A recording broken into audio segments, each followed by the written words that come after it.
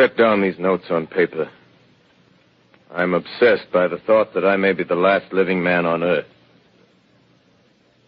I've been hiding in this empty house near Grover's Mill, a small island of daylight cut off by the black smoke from the rest of the world. All that happened before the arrival of these monstrous creatures in the world now seems part of another life. A life that has no continuity with the present. Furtive existence of the lonely derelict who pencils these words on the back of some astronomical notes bearing the signature of Richard Pearson. I look down at my blackened hand and I try to connect them with a professor who lives at Princeton and who, on the night of October 20th, glimpsed through his telescope an orange splash of light on a distant planet.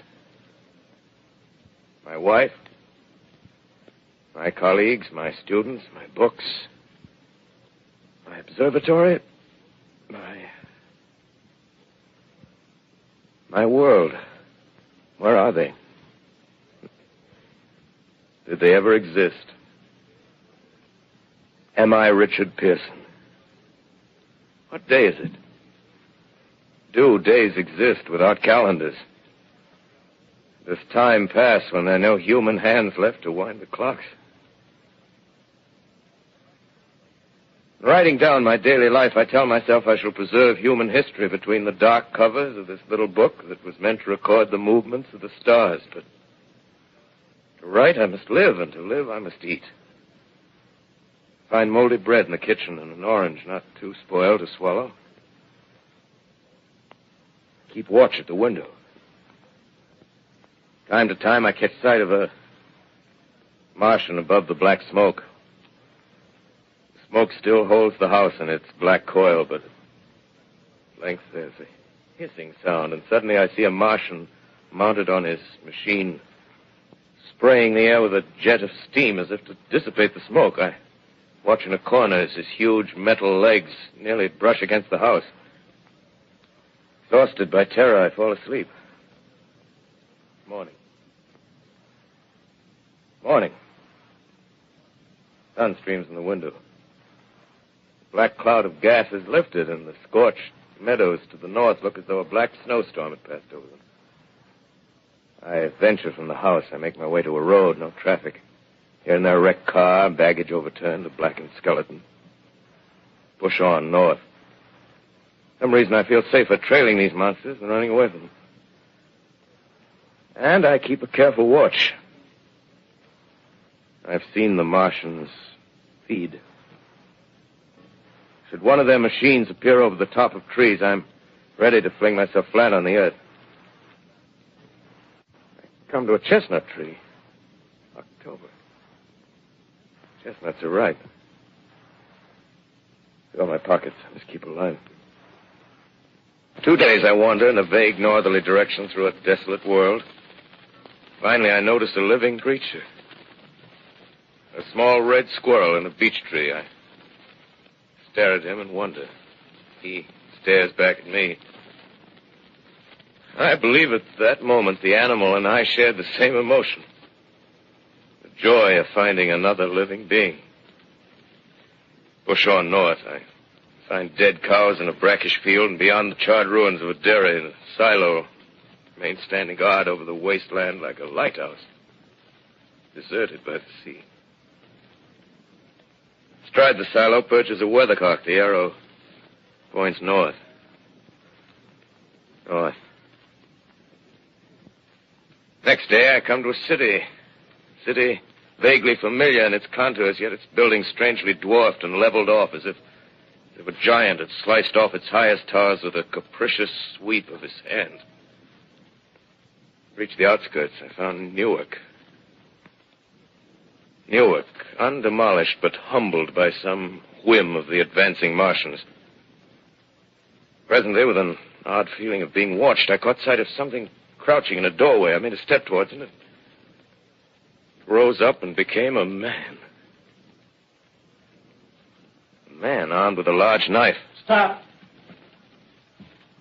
Where do you come from? I come from many places. A long time ago, from Princeton. Princeton, huh? That's near Grover's Mill. Yes. Grover's Mill. There's no food here. This is my country. All this end of town down the river. There's only food for one. Which way are you going? I don't know. I guess I'm looking for people. Hey, what was that? Did you hear something just then? No. Only a bird. A live bird. Yeah. You get to know that birds have shadows these days. Say, we're in the open here. Let's crawl in this doorway here and talk. Have you seen any Martians? No. They're going over to New York. Night, the sky's alive with their lights, just as if people were still living in it. By daylight, you can't see them.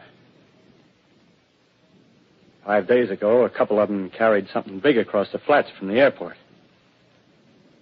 I think they're learning how to fly. Fly? Yeah, fly. Then it's all over with humanity.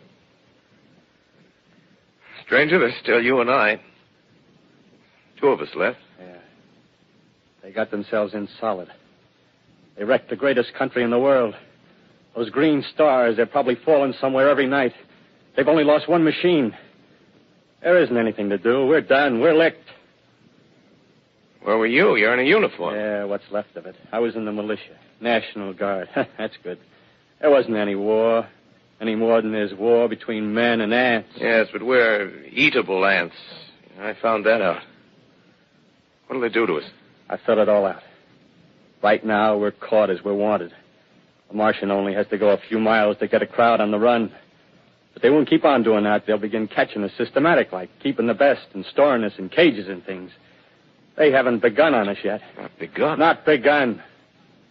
All that's happened so far is because we don't have sense enough to keep quiet. Bothering them with guns and such stuff and losing our heads and rushing off in crowds. No, instead of our rushing around blind, we got to fix ourselves up. Fix ourselves up according to the way things are now. Cities, nations, civilization, progress. Yes, but if that's so, what is there to live for? Well, there won't be any more concerts for 1,000,000 years or so and no nice little dinners at restaurants. If it's amusement you're after, I guess the game's up. What is there left? Life, that's what. I want to live. Yeah, and so do you. We're not going to be exterminated. And I don't mean to be caught either. Tamed and fattened and bred like an ox. What are you going to do? I'm going on. Right under their feet. I got a plan. We men as men, we're finished. We don't know enough. We got to learn plenty before we got a chance. We've got to live and keep free while we learn, see? I've thought it all out, see? Well, tell me the rest. Well, it isn't all of us that are made for wild beasts. That's what it got to. That's what it got to be. That's why I watched you. Watched you. All those little office workers that used to live in these houses. They be no good. They haven't any stuff in them. They used to run off to work. I've seen hundreds of them running to catch their commuter's train in the morning, afraid they'd get canned if they didn't. Running back at night, afraid they wouldn't be in time for dinner. Lives insured and a little invested in case of accidents. Yeah, and on Sundays, worried about the hereafter. Well, the Martians, they'll be a godsend for those guys. Nice, roomy cages, good food, careful breeding, no worries. Yeah, after a week or so of chasing around the fields on empty stomachs, they'll come and be glad to be caught. You've thought it all out, haven't you? Sure, you bet I have. That isn't all. These Martians are going to make pets of some of them. Train them to do tricks. Who knows, get sentimental over the pet boy who grew up and had to be killed. Yeah, and some maybe, they'll train to hunt us. Oh, no, it's impossible. Human Yes, they will.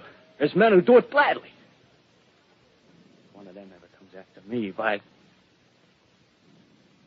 the meantime, you and I and others like us, where are we?